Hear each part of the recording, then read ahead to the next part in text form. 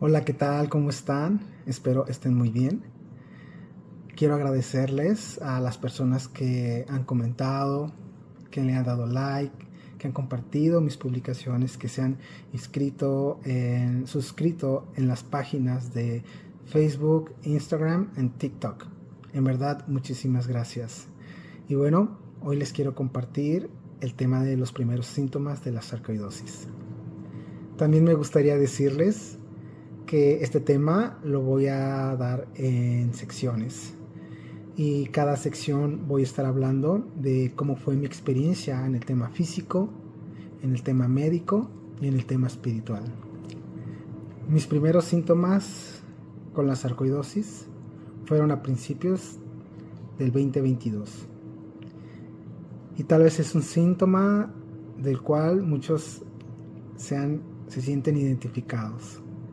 Simplemente era que yo me sentía mareado cada vez que hacía un esfuerzo, ya sea que me levantara rápido o que cargara algo pesado y después me sentía mareado. Ese fue mi primer síntoma. Honestamente, yo sabía que no era un síntoma que implicara una urgencia o que implicara algo delicado, ya que mucha gente a cierta edad, después de levantarse rápido, tiende a marearse. Entonces creo que yo ya estaba llegando a esa edad y, y eso es lo que yo pensaba y cómo me sentía. No le estaba dando importancia. Pero con el paso del tiempo, esos mareos empezaron a ser más continuos. Antes podríamos decir que era cada mes. Después empezaron a ser cada 15 días. Después cada semana. Y después varias veces por día.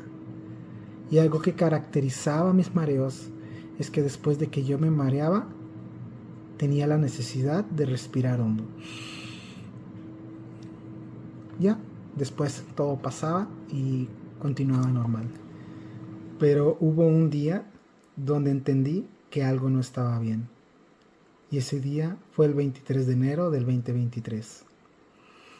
Yo me encontraba en Colombia, en un pueblito muy bonito llamado Sutatensa. Y ese día yo decidí dar una caminata por el pueblo. Sin embargo, durante mi caminata, yo sentí un mareo muy fuerte que me hizo detenerme y posterior desmayarme. No sé si tú has vivido una experiencia parecida, pero suele ser una experiencia muy desagradable, ya que tú vas caminando normalmente y de repente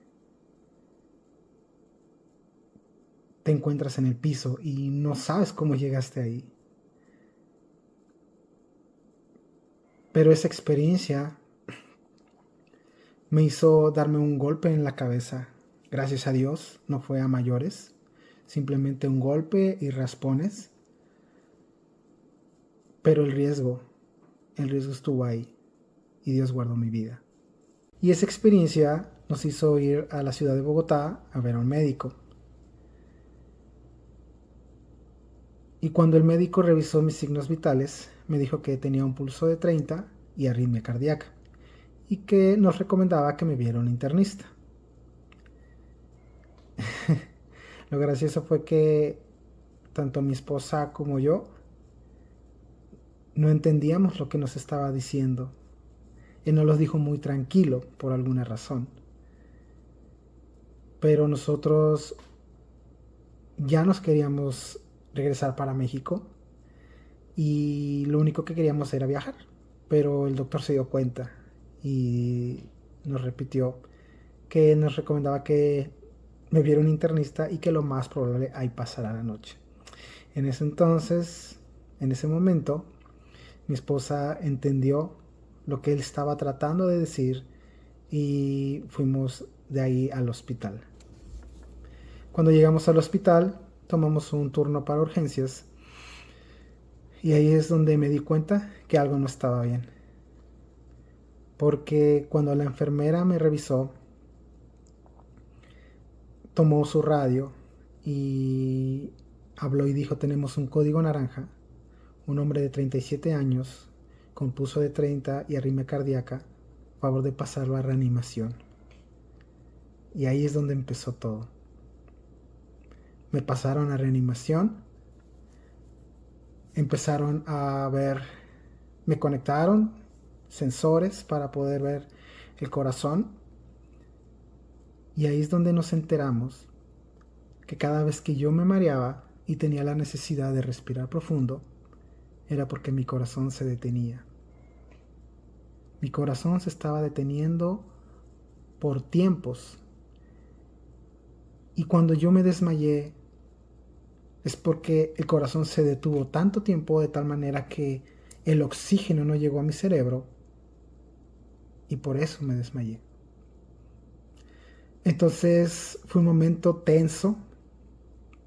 Mi esposa estaba conmigo en la sala, en el área de reanimación, y era un momento tenso porque ustedes saben que cuando te ponen el sensor para poder ver el corazón, es una máquina que suena tip, tip, ¿no?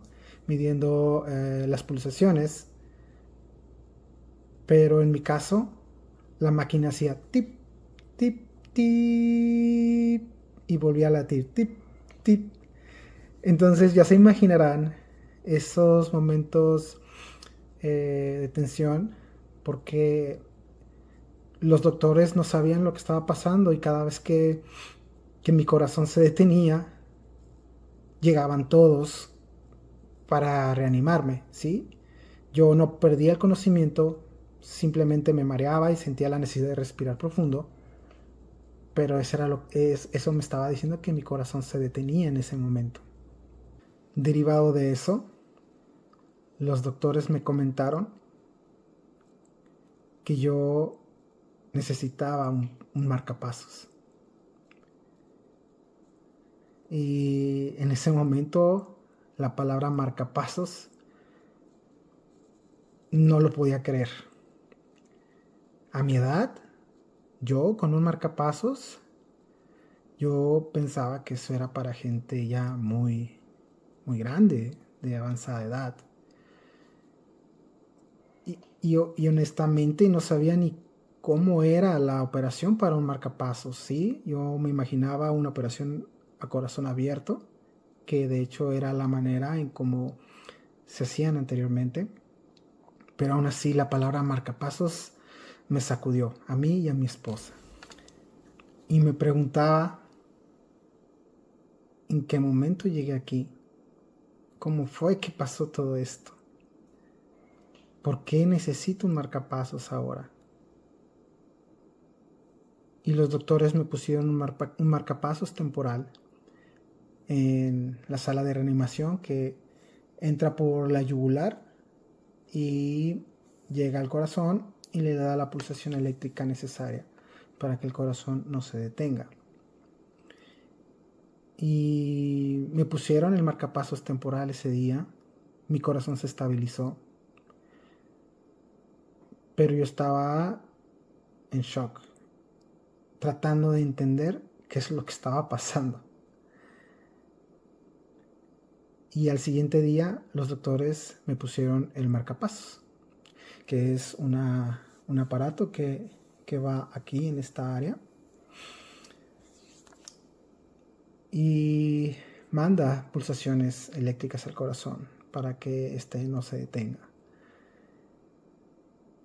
Y bueno, salí del hospital con mi marcapasos, empezando una nueva etapa de mi vida. Antes que yo te formase,